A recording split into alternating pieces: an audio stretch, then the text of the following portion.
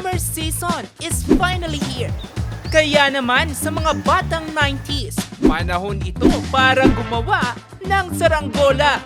Ang mga ito, hilig naman na gawin ngayon ni JV na isang kite enthusiast mula Urdaneta City.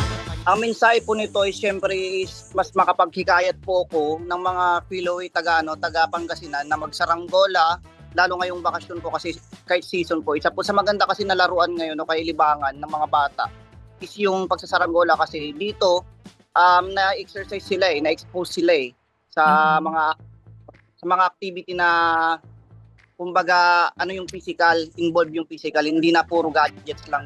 Ngayong taon, kasabay ng ika-4 na State of the Province Address ni Pangasinan Governor Ramon Monmongico III kahapon, ay sumahimpapawitin ang saranggola na Pangasinan ang Galing.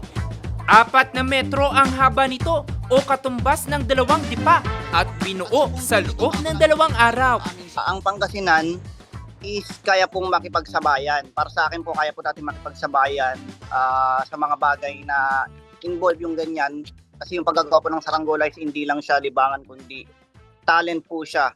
Isa po siyang form of art din, lalo yung paggagawa ko ng mga design. Isa po akong Pangasinense at alam ko po na lahat po tayong taga-Pangasinan is kaya pong maging magaling. Ang paggawa ng saranggola, patunay lamang daw sa mga katagang, hindi ipagpapalit, tunay na pagkakaibigan.